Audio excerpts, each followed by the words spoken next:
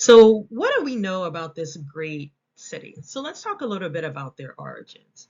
So, Sparta actually was not the original name. It was originally named after King Lacedaemon, who was a mystical king within Greece. He was also the son of Zeus and a mystical nymph, as history would tell us. Upon his marriage, he decided to rename the city after his wife, Sparta. We know that the city of Sparta is still located in its same place, which is in the capital of Laconia, excuse me, near the Peloponnese, Greece, right? We know that they were established between 900 and 1000 BC. And we also know the historians tell us that they were also, their establishment aligns with Mycenaean times. And we all know that a lot of art and culture come from Greece. So the Mycenaean times really was the beginning of what we know of the art and culture that was in Greece. In terms of population, we know that for Spartans alone, history tells us that there were 20 to 30,000 Spartans. But in further slides, we will get to the different types of citizens within Sparta. So we know that with those additional citizens, we were looking at a population of 40 to 50,000.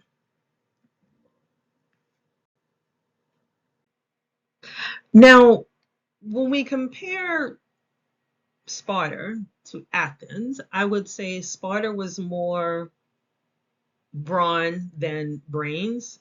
Athens gave us great, philosophers and mathematicians and artists. And Sparta, their contribution to all societies after theirs really was around their military tactics. It was around really, they were the first innovators of technology, right?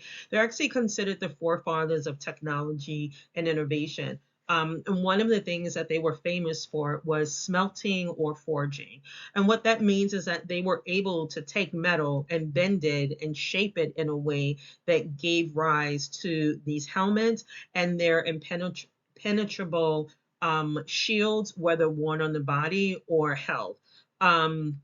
They also were innovative with what we know of is the first encryption um, uh, device, which allowed them, especially during war times, to go through different cities with this device to decrypt and encrypt, or encrypt and decrypt messages, which was particularly important during wartime. And then also, they are famous for having one of the greatest armies in the world. And their military tactics are not only still used today, but they came up with this tactic called the Spartan phalanx. And essentially, what it is that everyone moves as one.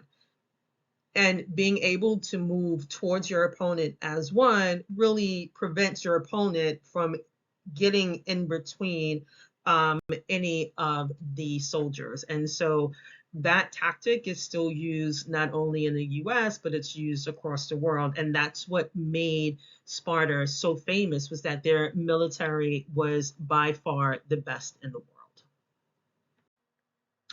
So earlier in the presentation, we talked a little bit about the population, and we mentioned that true Spartans made up the total population something like 20 to 30,000, but we know that there are other inhabitants of this great city that push that population to 40 to 50,000.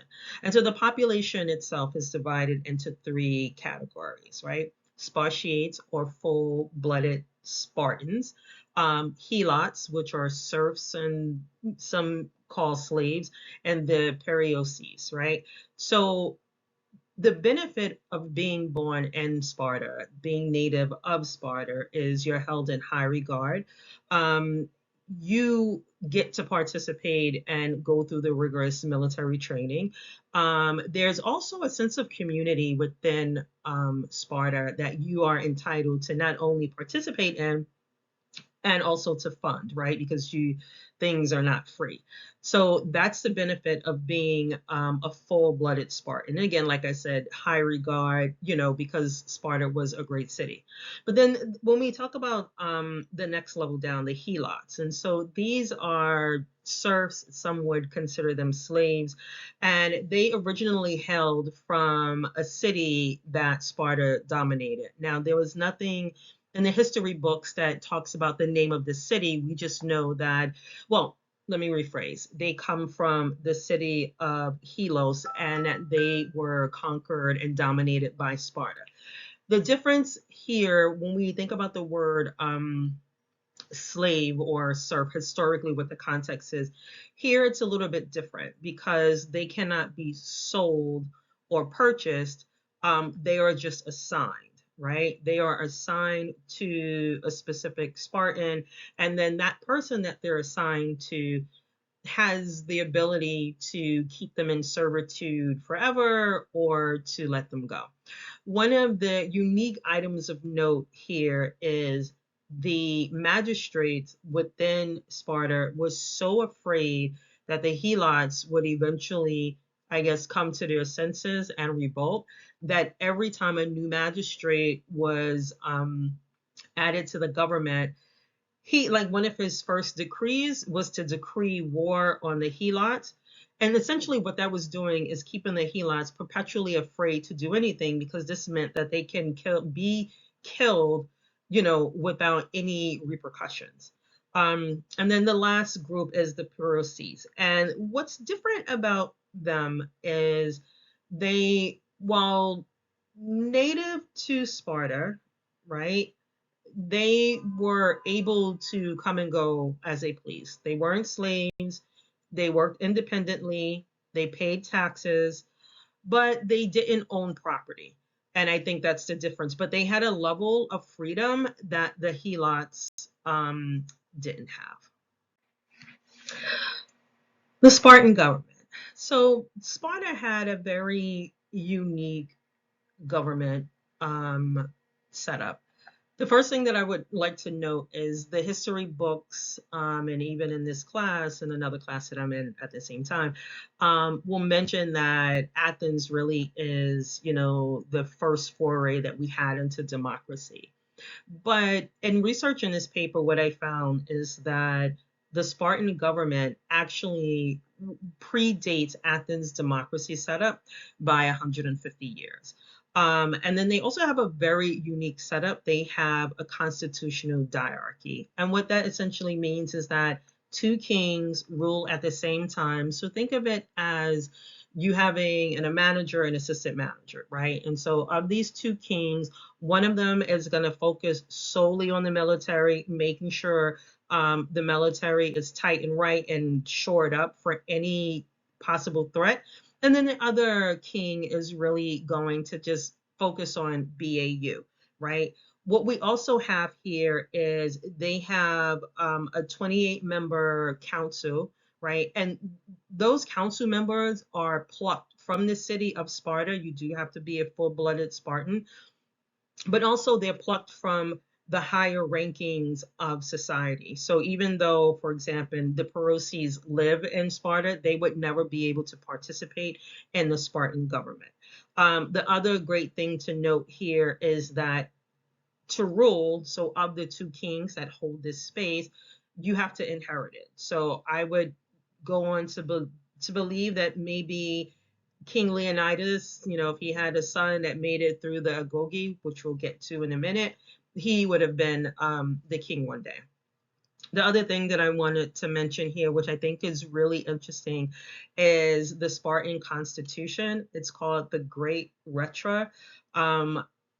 History has it that King Ligurga got what is now considered their constitution from an oracle at Delphi, and then that is what gave birth to the Sparta that we know today. So one of the things that makes Sparta so unique is their progressiveness. So when we hear about Sparta in the history books, it's often about their military tactics, their military dominance, how we're still using some of what they've done in the past, in our military now.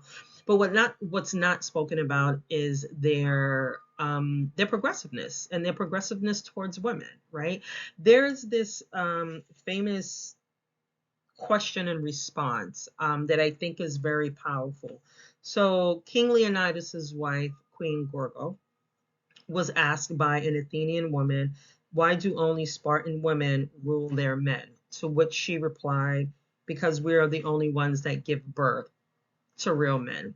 And for me, that statement is very powerful, given how women throughout history and since the beginning of time have been subjugated and considered less than. So, in the society of Sparta, women were, I would dare say, considered equals. Their young girls, women, were also educated. Now, while they didn't have the same rigorous military training as the young boys do in the Agoge, they had their own physical training. So they were taught swimming, and I think in some instances wrestling, and then also gymnastics.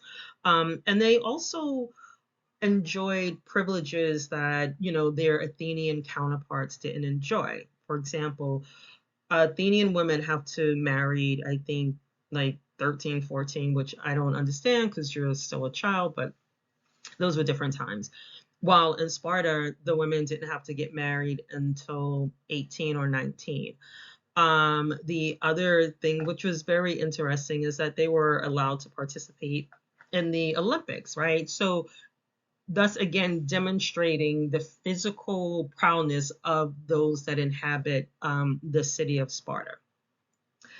So then, when we take a look at this fantastic military team, right, or military, excuse me, that Sparta is famous for, it really starts at a very young age for their young men. So at the age of 7, they are separated from their families and essentially separated from their families until they become men, right? And this is called the agoge. It's a military training. Mothers give up their sons from roughly the ages of 6 or 7. They're sent to the agoge and they have this rigorous military training.